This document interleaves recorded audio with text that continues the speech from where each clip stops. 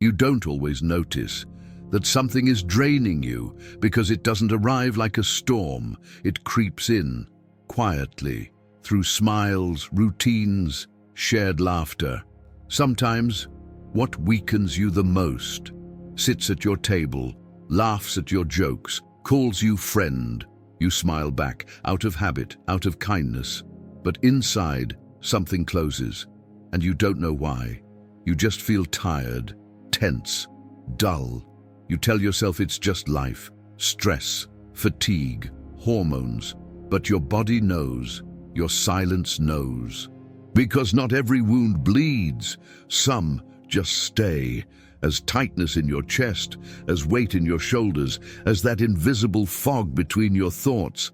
Some people don't harm you with action, they harm you with presence. Their nearness unravels something sacred in you, and still you keep them close.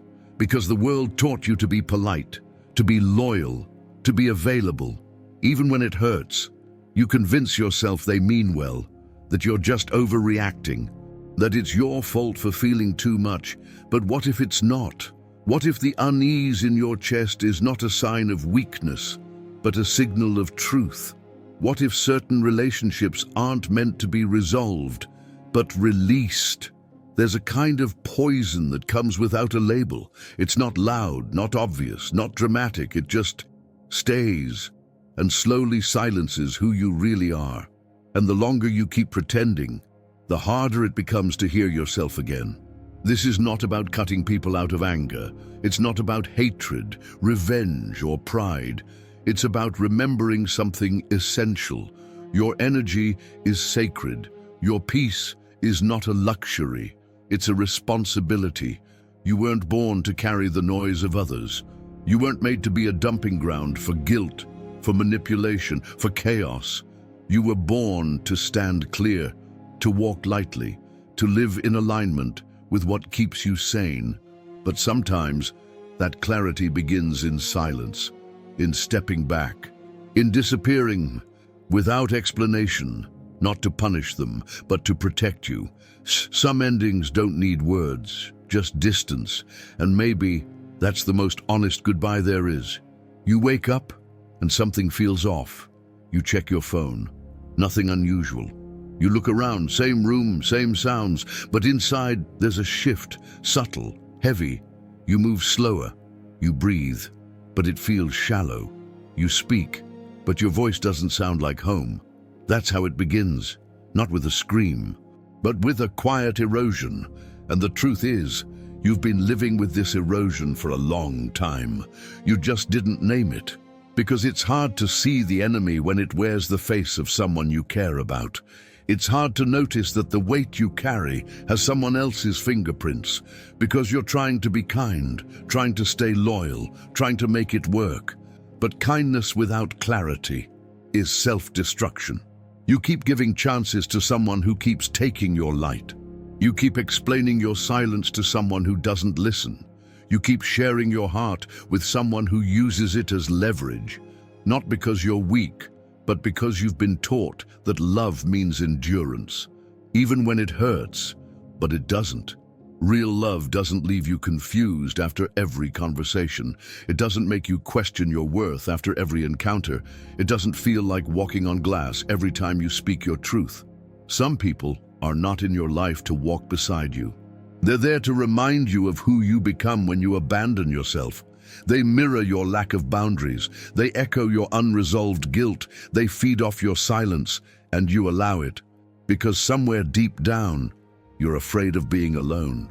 But let me tell you this, being alone in peace is better than being surrounded in tension. Silence in solitude is healthier than noise in company. You don't need more people around you. You need fewer people inside you. Not everyone who smiles at you wants the best for you. Not everyone who stays close deserves to. Some are just there to feed on your confusion. And the more you try to fix them, the more broken you become. You think if you just love them harder, they'll stop hurting you. But some wounds are not yours to heal, and some people are not yours to carry. You don't owe everyone access. You don't have to explain why you're tired. You're allowed to walk away, even without a closing sentence. You're allowed to stop answering. When the energy costs too much, you're allowed to disappear so you can reappear whole. Because here's the truth. You cannot rise while dragging what keeps you low. You cannot hear your own voice over the noise of those who never learned to listen. And you cannot build peace in a place that thrives on your chaos. So maybe today is not about confrontation. It's about withdrawal, a sacred kind of exit, where you say nothing, but everything changes. Some wounds don't need attention. They need space. Space to stop bleeding, space to stop being reopened by the same hands, space to remember who you were before the noise.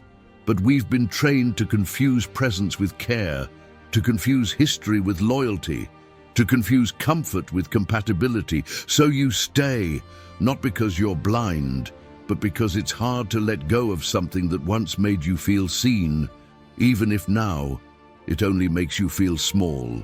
You keep telling yourself it will change, that people grow, that maybe you're being unfair, that real connection takes work, and that's true, but it shouldn't feel like war, not every day. If someone makes you feel like you need to shrink just to keep the peace, you are not at peace. If you have to filter your truth, minimize your light, apologize for your joy, you are not in love. You are in survival, and survival is not where you were meant to stay.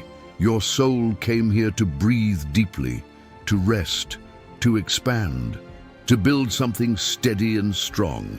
But you can't build that while constantly walking through emotional minefields. You can't find clarity when every step feels like a negotiation with your own needs. So pause, look at the people around you. Really look. How do you feel after they leave? What lingers in the silence they leave behind? Some people enter your life like medicine, others like fog, and the difference isn't always visible. It's felt in how you sleep, in how you breathe, in how easily you laugh when they're not around. Energy doesn't lie, words can pretend, smiles can deceive, but your nervous system always tells the truth. And lately, it's been trying to speak. That tightness in your chest, it's not random. That fatigue that shows up after every conversation, not coincidence. That sense of guilt for simply needing space, that's not love. That's emotional debt, and you don't have to keep paying it. You don't need to prove your goodness by staying in rooms that make you disappear. You don't need to exhaust yourself, trying to fix what someone else keeps breaking. The version of you that tolerates this is not your highest self. It's your tired self. Your unsure self, the self that forgot it's allowed to leave, but now you remember. You're remembering that peace is not found in others. It's protected by your choices. You're remembering that distance is not always cold. Sometimes it's sacred.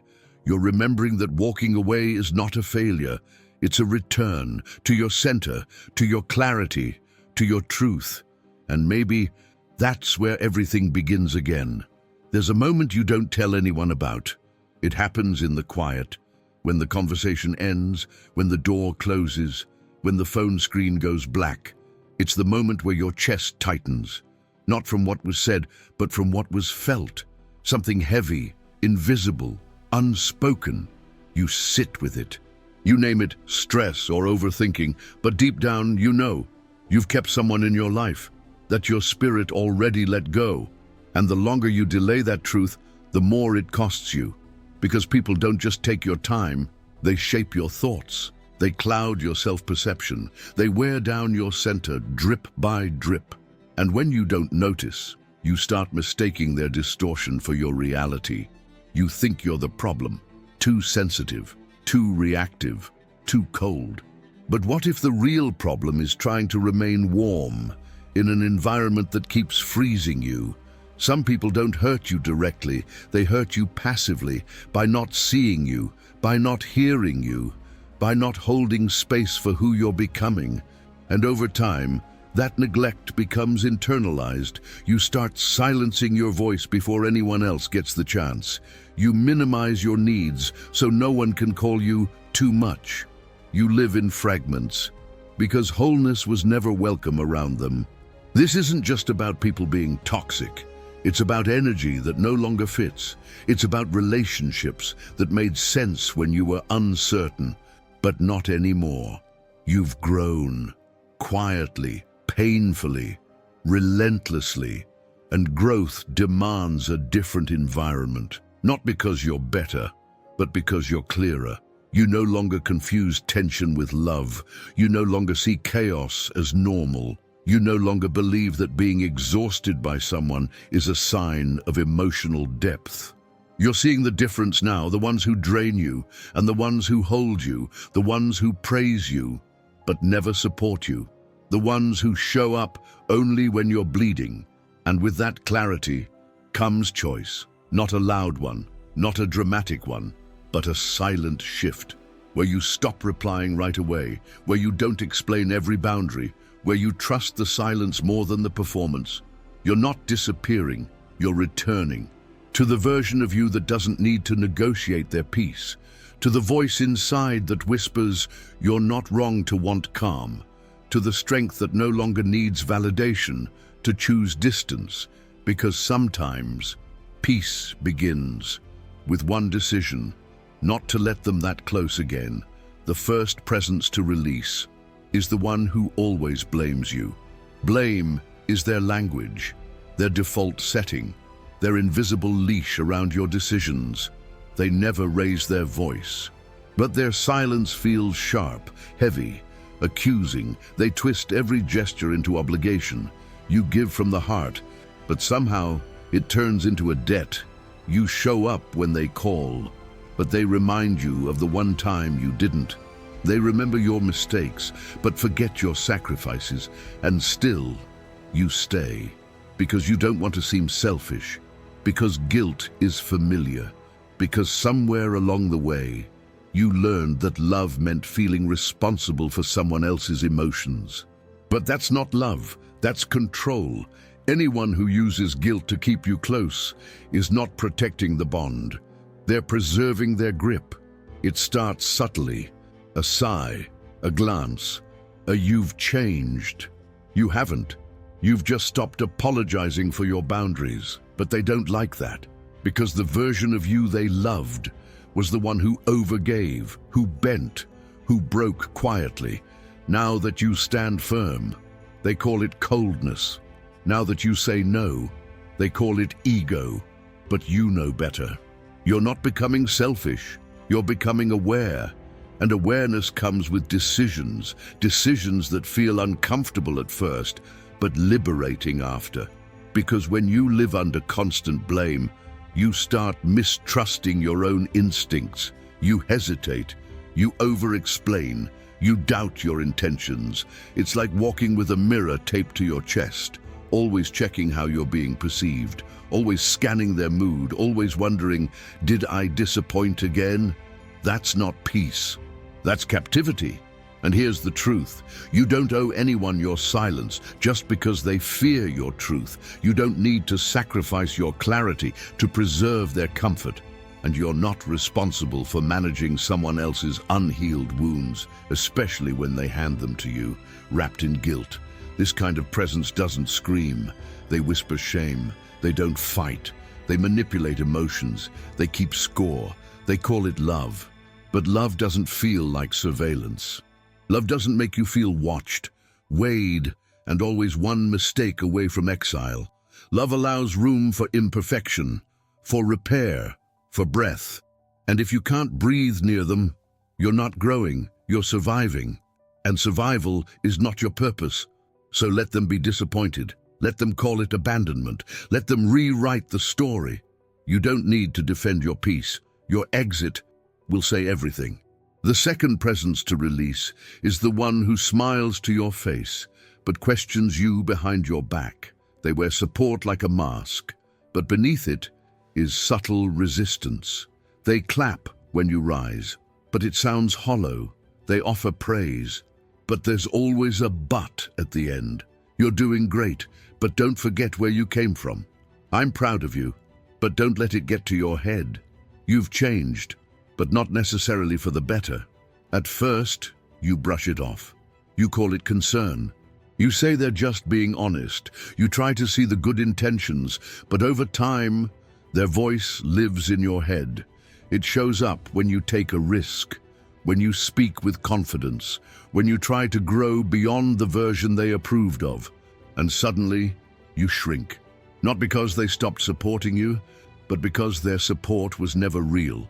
It was conditional, performative, laced with silent rivalry. You start editing yourself, dimming your success to make them feel comfortable. You pretend you're still uncertain, so they don't feel left behind.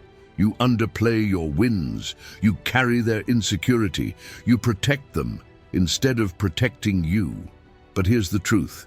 Real support doesn't sting. It doesn't feel like a test. It doesn't require you to apologize for evolving. There's a kind of sabotage that wears polite clothes. It doesn't curse you. It doubts you. It doesn't attack. It plants seeds, little comments, lingering glances, backhanded compliments that echo louder than they should, and somehow you start believing them. You start questioning your growth. You start delaying your steps. You start walking with hesitation, not because you're unsure, but because someone made you feel that confidence is a threat. But it's not. Your confidence isn't arrogance. Your expansion isn't betrayal. Your progress isn't a crime. It's what you were meant for. And anyone who feels smaller when you rise was never walking beside you. They were standing behind you, waiting to pull the thread, not because they're evil, but because they haven't faced their own stagnation, and watching you move reminds them that they haven't. But that's not your responsibility. You weren't born to play small, so others feel big. You weren't made to dim your flame, so others don't notice their own darkness. And you don't need to keep explaining your light to those committed to staying in shadows. Let their silence grow louder. Let their smile fade. Let their absence reveal what their presence never said out loud. You don't need their validation. You don't need their half-hearted praise. You only need this, the quiet knowing that you're no longer asking permission to be yourself. The third presence to release is the one who complains about everything.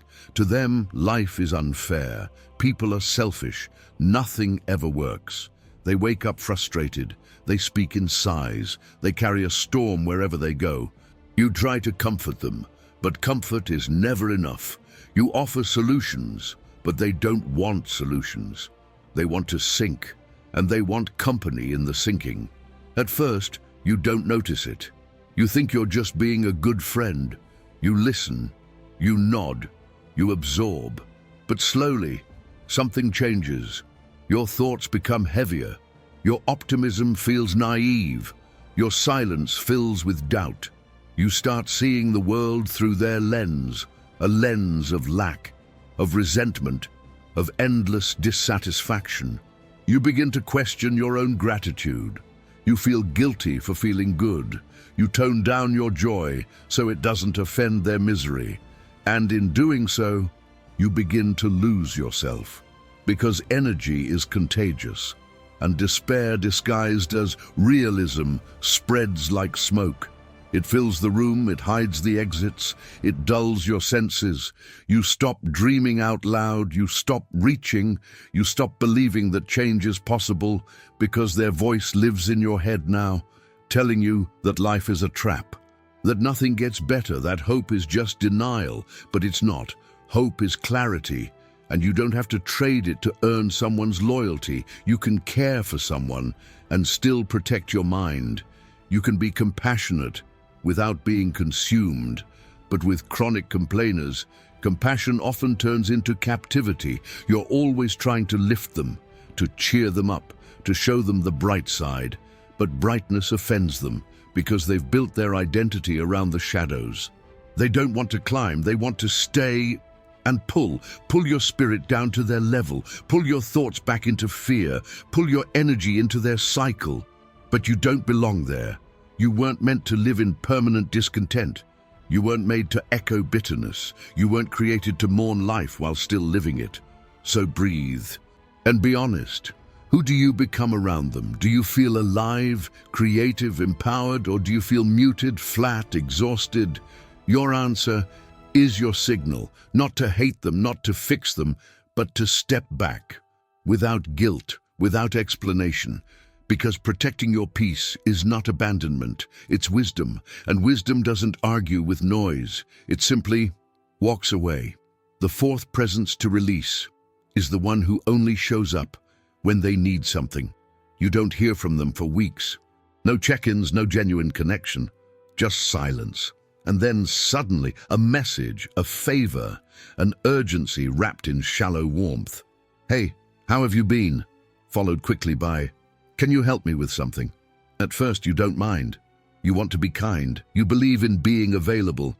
But over time you start to feel used, not loved, not valued, just used. You notice the pattern. They only come when they're low, when they're out of options, when they've drained every other well. And you've become the emergency exit, the backup plan, the last resort with a soft heart. You give, you show up, you rescue, because that's who you are, right? But here's the cost. No one checks how you're doing. No one notices when you're tired. No one asks what you need, because you've taught them that you don't need anything, that you'll always be there, that your love is unconditional, that your time isn't sacred, but it is. Your presence is not a vending machine. Your kindness is not currency. Your soul is not a service. You deserve reciprocity, not perfection, not constant giving, just the simple act of being seen without being needed. There's a kind of loneliness that lives inside one-sided relationships. It's the loneliness of being surrounded, but never truly met. They talk to you, but they don't hear you. They know your name, but not your heart. And when you're no longer useful, they vanish until the next crisis. But that's not connection. That's convenience. And you weren't born to be convenient. You were born to be whole, to share, not just serve, to receive, not just repair, to matter, not just manage. So ask yourself, if you stopped giving, would they still come around? If you stopped rescuing, would they even notice your absence? The answer hurts, but it also frees, because once you see the dynamic, you can break it, not through conflict, but through clarity. You stop chasing, you stop overextending. You stop proving your worth through availability, and something shifts. You begin to feel the space they occupied, filling with self-respect. You begin to hear your own voice again, not just their needs echoing in your mind. You begin to trust that real connection doesn't demand depletion. It offers presence without agenda. And if someone cannot show up without needing something, let that be their goodbye. The fifth presence to release is the one who makes you feel small, just for being you. They never say it directly, but the message is clear. You're not enough, not smart enough, not accomplished enough, not them. They compare, they correct, they constantly remind you of how far you still have to go. Every success of yours is minimized, every insecurity is subtly poked, every confidence is met with a raised eyebrow. At first, you laugh with them, you play along, you even begin to internalize it. You start questioning yourself, you downplay your strengths. You seek their approval, hoping one day it will come, but it never does, because their validation is a moving target, and your worth was never theirs to measure. Still, you perform, you dress to impress, you speak carefully, you achieve not for yourself, but to finally feel seen by someone who never truly looks. And in doing so, you lose your voice. You stop honoring your own timeline. You start walking someone else's path. You shape yourself around their expectations until one day you forget who you were before they arrived. This isn't just about comparison. It's about erosion. They erode your belief in your own light. They make you feel like success isn't real unless they approve of it, like your choices are mistakes waiting to happen, like confidence is arrogance when it's yours. And slowly, you begin to walk with hesitation, not because you're lost, but because someone trained you to doubt your own compass. But here's the truth: you are not here to earn your right to exist. You are not a reflection of someone else's opinion. You are not a project to be corrected. You are a life, fully formed, unfolding on time. And no one gets to measure your enoughness, especially not someone who needs to keep you small so they can feel tall. Real connection uplifts. Real presence respects. It doesn't mock your dreams. It doesn't remind you of your past at every turn. It doesn't build its confidence by tearing yours apart. You don't need to match someone's version of success to be worthy of space. You don't need to compete to deserve peace. Let go of the need to impress. Let go of the fear of being dismissed. Let go of the people who only love the version of you that stays beneath them, because shrinking is not humility, it's abandonment of yourself, and no approval is worth that price. So rise, not to prove anything, but to return to the place where you no longer seek mirrors to remember your worth, just presence, your own. The sixth presence to release is the one who keeps you tied to who you used to be. They don't believe in your growth, not really. They remember your old patterns, your old mistakes, your old version, and every time you try to evolve, they bring you back. Through jokes, through stories, through subtle disbelief in your change. Remember when you used to be fun? You're so serious now. You've changed. They say it like an accusation, like maturity is betrayal, like boundaries are arrogance, and suddenly you feel small again, as if all the work you've done means nothing in their eyes. They lock you in time, freeze your identity, keep you trapped in a chapter you've outgrown, and yet you stay, because you share history, because they know the old you, because part of you wants to prove that you can change and still be accepted. But that's the trap. You seek approval from someone who only feels safe when you stay the same. They can't meet the new you because it reminds them of their own stagnation. So they laugh when you set boundaries. They roll their eyes when you talk about healing. They dismiss your silence as a phase, but it's not a phase. It's a return to clarity, to intention, to truth. And the more you walk forward, the louder their pull becomes, not with force, but with familiarity. They remind you of memories that no longer fit. They lure you with comfort that costs your evolution. They don't want to hurt you, but they can't see you. And what they can't see, they try to shrink. This is not about cutting everyone from your past. It's about recognizing who's willing to grow with you. Some people cheer for the old you because that's who made them feel needed, or superior, or in control. The new you, they don't know how to relate, so instead of learning, they resist. They mock the books you read, the discipline you choose, the softness you now protect. But the version of you that tolerated that is gone, and it's not coming back, because the path you're on now requires spaciousness. It requires people who honor your direction, who don't tie ropes around your ankles when you try to rise. So ask yourself, do they bring out your past, or do they reflect your potential? Do you feel heavy after seeing them, or lighter? Do you laugh from the soul, or just out of memory? Your answers matter, because nostalgia isn't always truth. Sometimes it's a soft echo of an identity you've already shed, and you're allowed to outgrow what once felt like home, even if that home had a name, a face, a voice you loved. You're allowed to love someone deeply and still choose to walk forward without them, because not everyone belongs in the next chapter. Some only existed to show you who you never want to be again.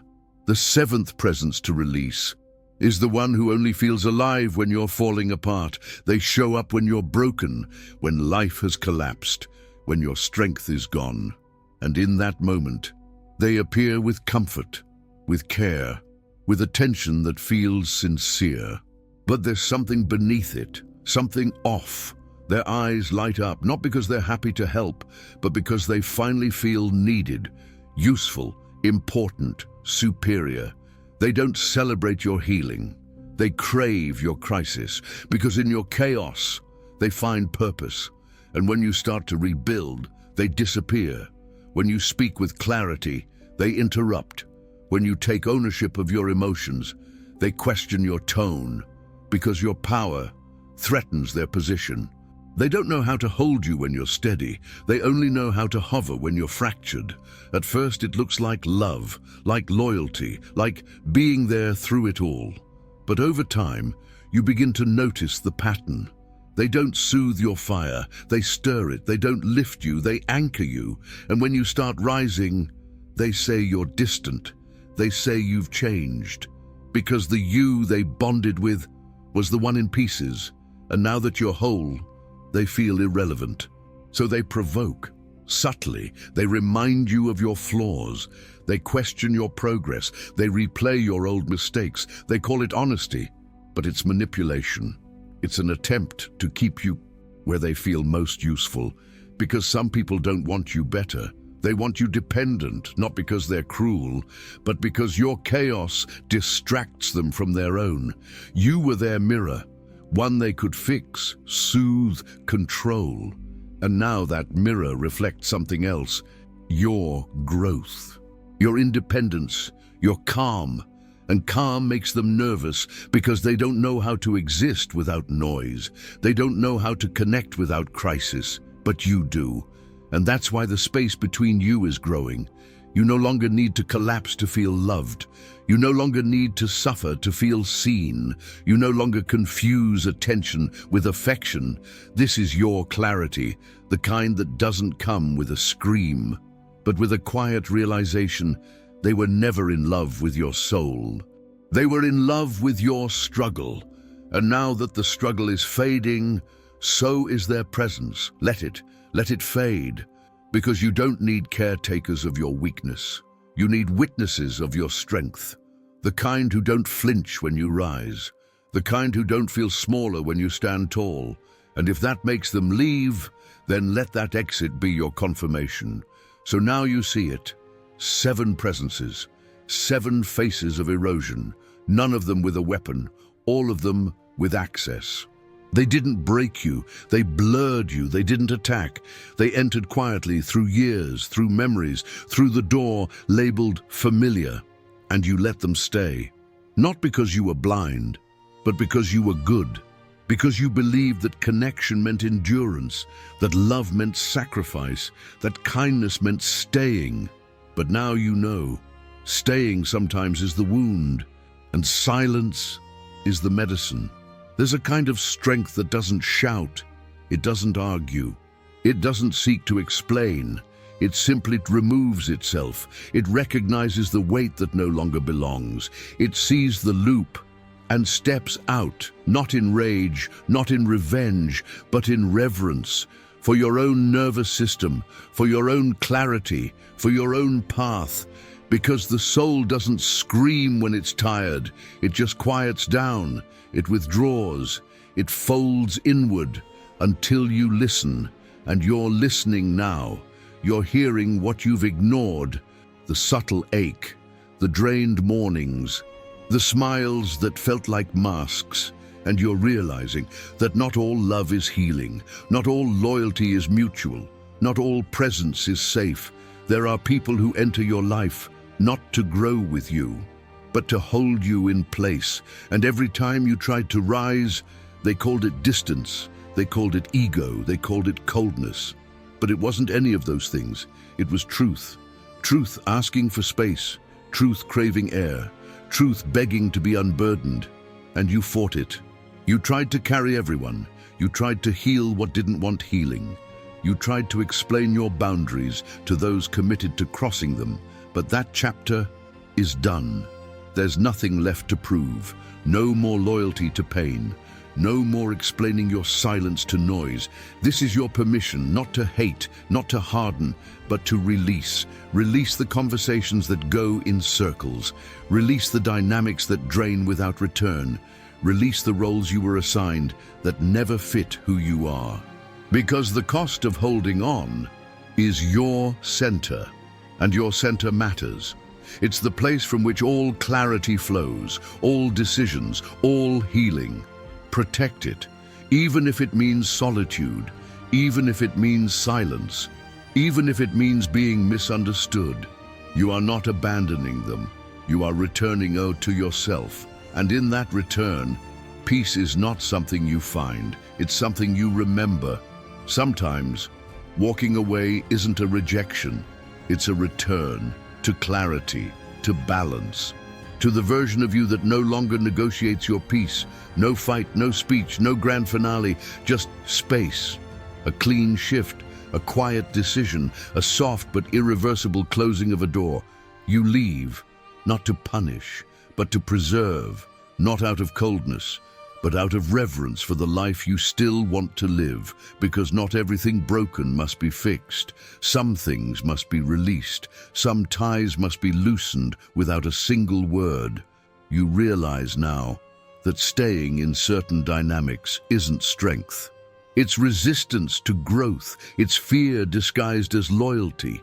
It's the illusion that suffering is a form of love. But aloneness isn't abandonment. It's alignment. It's the moment you stop explaining and start embodying, the moment you stop fixing and start protecting your time, your spirit, your peace. You don't have to hate them. You don't have to rewrite the story. You don't even have to be understood. Let silence do what words never could. Let your absence speak the truth you were too tired to say out loud. And if they ask why you've changed, let them. You're no longer here to convince anyone of your worth. You're here to live it, to own it, to protect it. That's not ego, that's maturity. That's the difference between being nice and being whole. And if you must choose, always choose wholeness. Even if it costs you company, even if it feels like shedding a second skin. Growth is never without grief. But what you're grieving is the version of you that stayed too long, the one who said yes when they meant maybe, the one who tolerated confusion to avoid confrontation, the one who smiled through the slow erosion of their inner clarity. You're not that version anymore. You've outgrown the silence that suffocated you, and now you're learning to breathe again, deeply, quietly, without guilt. So let this be your quiet revolution, where no announcement is made, no speech is needed. You simply shift from noise to stillness, from performance to presence, from fear to freedom. And if someone can't feel you anymore, it's because you're no longer shrinking to fit inside their story. You've written a new one where you are the center, not the background, not the rescue, not the reflection of someone else's unhealed wounds, but the full truth, standing, breathing, unapologetically whole, and that is enough. Before this ends, I want you to do one final thing, not for me, for you, and maybe for someone watching silently. Write one sentence in the comments, not a speech, not a reflection, just one sentence. Start it with, "The presence I will release is," say it, declare it, even if it's just for yourself. Because the moment you name something, you weaken it, you bring it out of the shadows, you start taking your power back, and maybe, just maybe, someone else, reading your words, will feel less alone in their own war. That's how silent revolutions begin. One choice, one witness, one step away from noise. No one needs to know what this video meant to you, but you'll know. You'll carry it in how you pause next time, in how you breathe, in how you stop handing yourself over to every trigger that passes. This wasn't just a list, this was a mirror, and now that you've seen it, what you do next is everything. You can scroll, you can forget, you can call this just another video, or you can mark this moment quietly, with no applause. By setting down what was never yours to carry, by forgiving yourself for staying too long, by choosing again and again what is sacred. No more guilt for growing, no more shrinking to make others comfortable, no more pretending that tension is normal. You are not hard to love. You were just surrounded by people who only recognized your wounds, not your wisdom. But you see it now. You see you now. And from this place, everything changes.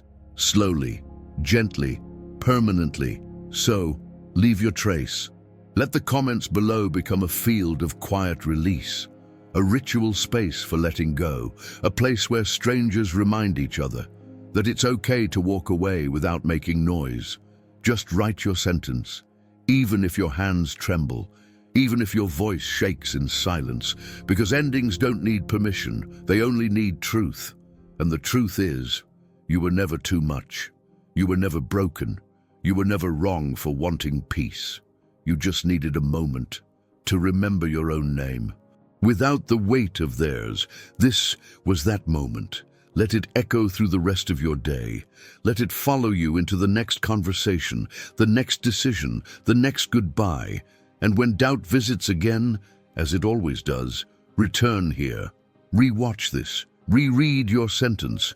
Recommit to the silence that saved you. Not to be cold, not to be distant, but to be free. Blame is subtle. It doesn't always come with raised voices or pointed fingers. Sometimes it arrives as a sigh, a pause, a look that says, "This wouldn't have happened if you had done it differently," and you absorb it. You internalize the discomfort. You reanalyze every moment. You wonder, did I say too much? Was it my fault again? They never say it directly, but the energy is heavy. You always leave the conversation feeling responsible, even when you know deep down you weren't. This is how it begins, a cycle of emotional debt.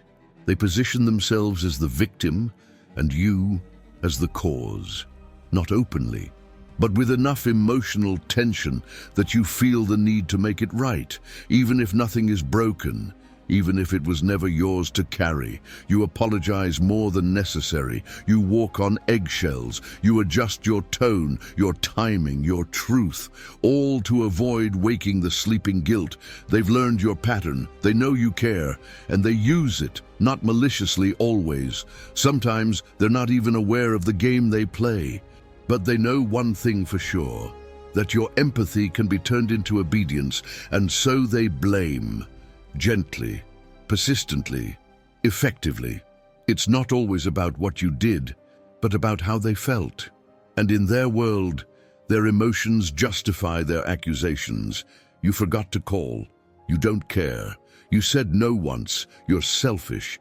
You set a boundary. You're distant, cold, or not like you used to be. They never ask what you need. They only react to what they lack. Their expectations become silent laws, and when you fail to meet them, the penalty is shame. But here's the thing, your life is not a courtroom, and love is not a sentence you must serve. You don't owe anyone your peace in exchange for proximity. You don't need to explain your decisions just to avoid being misunderstood. If someone cannot handle your boundaries without turning them into betrayal, they were never honoring you. They were managing you. You are not responsible for someone else's lack of self-regulation. You are not here to absorb every emotional outburst and turn it into self-blame. That's not love. That's captivity disguised as care. And the longer you stay in this dynamic, the more you lose your voice. You stop expressing yourself fully. You filter every message. You hesitate before sharing joy, because you know it might trigger their bitterness. And eventually, you become a version of yourself that exists only to avoid their reactions. That is not who you came here to be. You are not here to be someone's emotional cushion. You are not here to keep the peace by breaking yourself. And if someone uses guilt as a tool, they're not trying to get closer to you. They're trying to keep you small. You start to notice how often you feel like you're doing damage control. How often you rewrite your words in your head before they ever leave your mouth. How often you tiptoe through conversations that should have felt safe. But blame changes the temperature of everything. It turns warmth into walking on glass. It turns connection into caution. And it turns you into someone who is always apologizing for simply existing as you are. And here's the part that hurts. Sometimes they say they love you. They say they're just sensitive. They say you misunderstood them. But somehow, every misstep is yours. Every conflict starts with their wound and ends with your guilt. Even when you try to express pain, they flip the script. Suddenly, it's about how your truth hurt them, so you stay quiet, to avoid escalation, to avoid making it worse. You say, "It's fine," when it isn't. You say, "I understand," when you were never truly heard. You say, "I'm sorry," when all you did was breathe. This is the slow death of your inner clarity. Because when blame becomes the default atmosphere, self-trust begins to decay. You doubt your intentions, you replay your tone, you ask others, "Did I do something wrong?" Not because you lack awareness, but because someone conditioned you to carry what isn't yours. They carry a wound that they never took the time to name, and now they hand it to you like a task, like a punishment, like an unpaid bill with your name on it. But your hands were never meant to hold that weight. You are not their parent, not their fixer, not their confessor. You are not their mirror for everything they refuse to face. And if they can only feel safe when you feel guilty, that is not connection. That is emotional codependency. Real love doesn't need to be built on your submission. It doesn't thrive on your silence. It doesn't call your autonomy selfish or your no a betrayal. Love, at its highest form, allows difference, holds tension, respects individuality. But blame is allergic to all of that. Blame wants fusion, control, predictability. And when you start to step into your power, to speak with calm conviction, to draw invisible lines that protect your mental state, they feel threatened.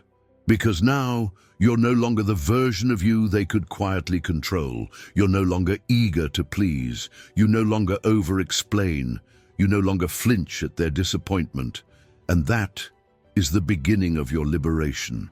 Because the moment you stop absorbing what isn't yours, you begin to remember what is, your truth, your center, your peace.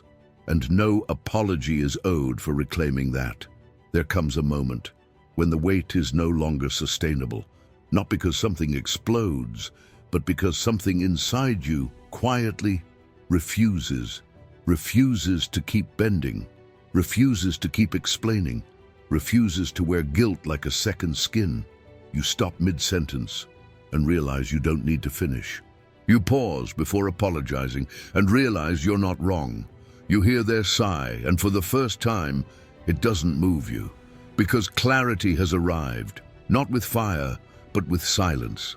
The kind of silence that isn't empty. It's full of knowing, full of calm, full of quiet refusal to keep playing a role you never agreed to.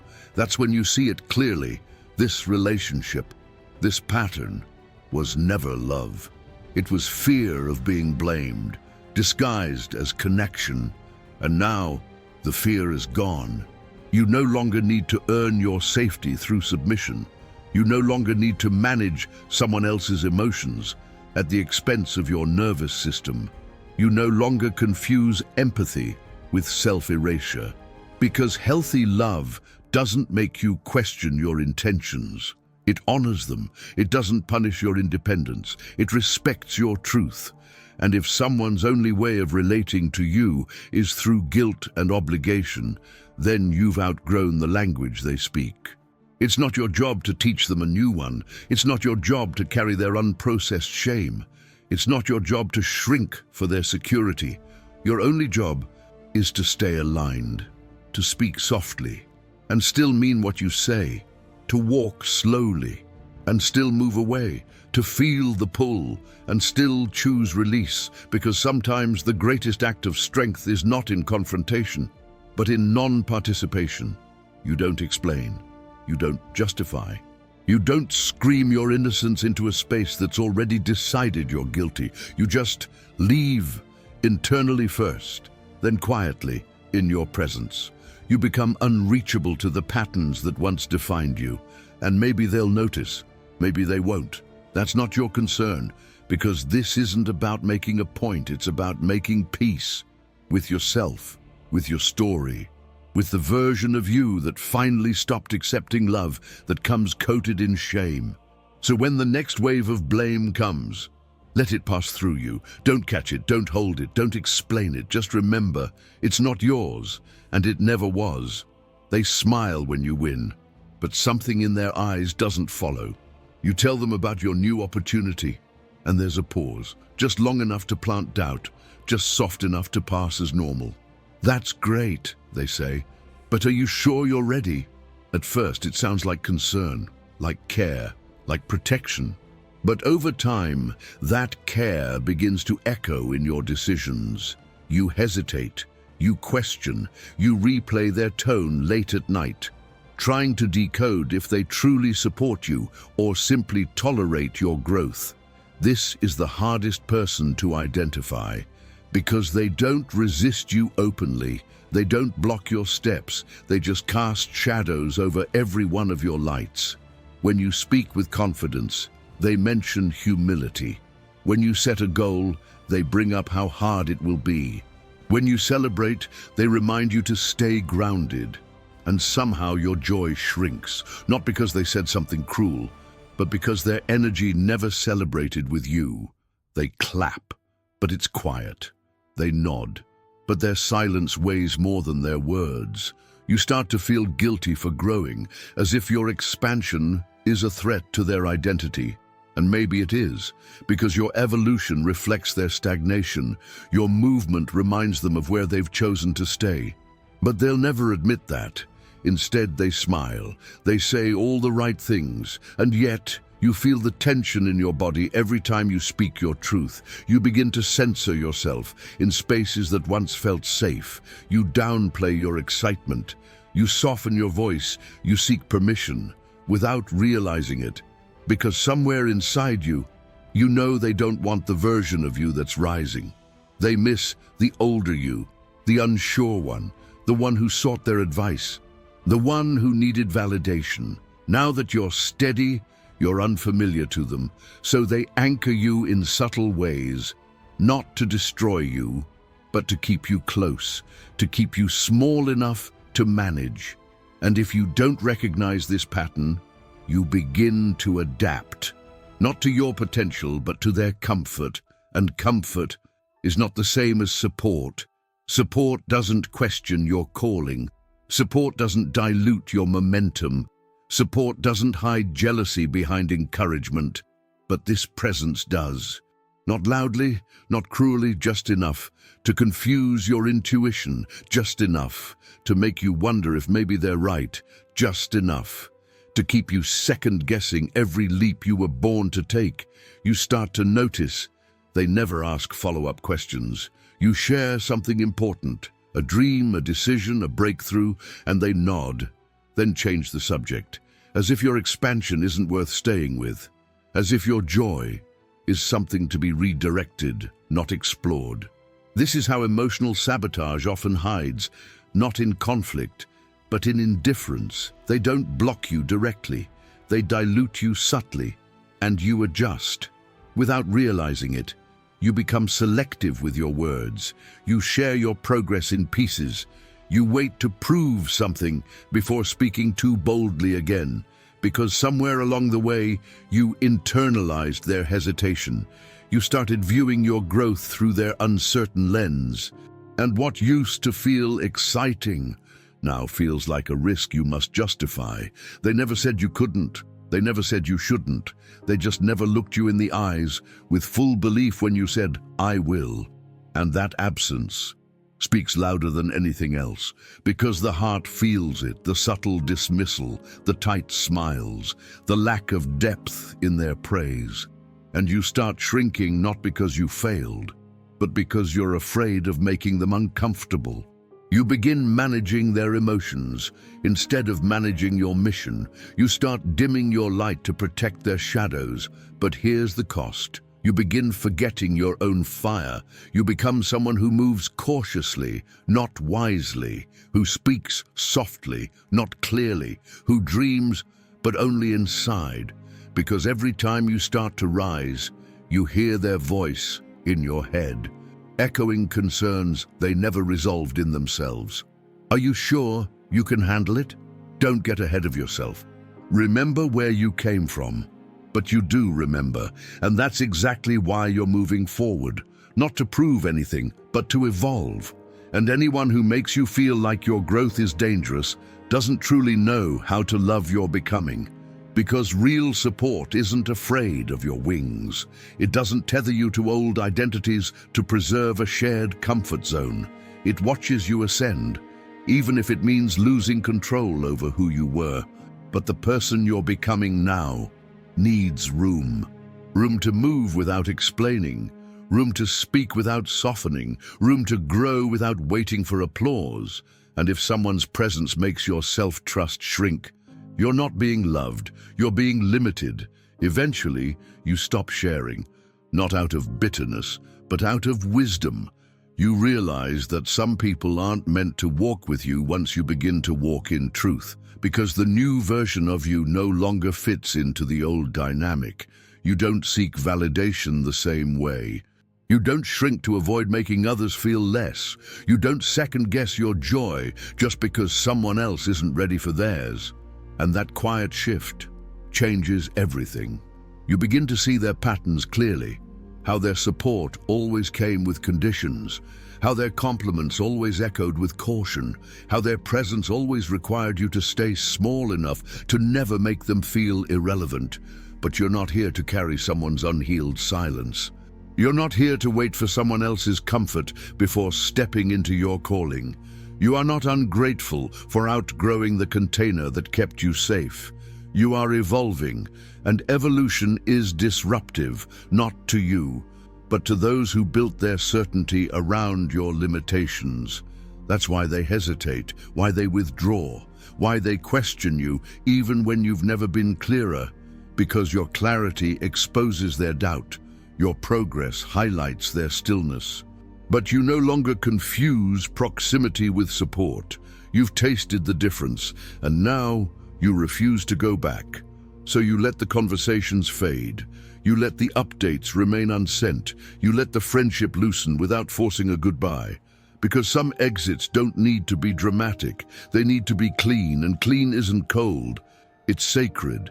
It's the space you reclaim when you stop allowing energy that resists your growth to live rent-free in your mind. You no longer wait for their applause. You no longer soften your truth to make it easier to digest. You no longer perform your own doubt to make them feel safe. Because this chapter isn't about making others comfortable. It's about making yourself clear. And clarity always comes with a cost. You may lose the connection. You may lose the conversations. You may lose the illusion that they ever truly saw you. But what you gain is something they could never offer: inner stillness. The kind that doesn't depend on external support. The kind that doesn't collapse under scrutiny. The kind that doesn't flinch when someone doesn't understand. So the next time they try to soften your step with a carefully crafted doubt, just smile. Not to reassure them, but to affirm you. Because their uncertainty is no longer your weight to carry. They don't scream, they don't insult, they don't sabotage you directly. They just complain constantly, relentlessly about everything: the traffic, the weather, the system, the people, the timing, the noise. There's always something wrong, always something broken, always something missing. And at first you try to help, you listen, you empathize, you try to offer perspective. Maybe there's another way to see it. Maybe it's not that bad. Maybe there's something you can do. But the moment you speak light, they pull you back into the shade. They don't want solutions, they want agreement. They want your energy to match their misery. And when it doesn't, they say you're naive, out of touch, too optimistic. So you adapt, not because you believe them, but because you're tired of the pushback. You start matching their tone. You speak more cautiously. You edit your hope. And in doing so, you begin to forget the color of your own mind. Their lens becomes your lens. Their heaviness becomes your baseline. Their worldview, pessimistic, bitter, resigned, starts to reshape your own. Not violently, but gradually, consistently, until everything feels dim, even the joy, even the progress, even the possibilities. They walk through life like it's already too late, and they want company in that walk. They want witnesses for their discontent. They want someone to echo their complaints so they don't feel alone in the weight they've chosen. And if you're not careful, you become that echo. Not because you believe what they believe, but because repetition rewires reality. What you hear often starts to sound true. What you absorb passively starts to feel familiar. And what you allow near you starts to grow inside you. Negativity is not just noise, it's a seed.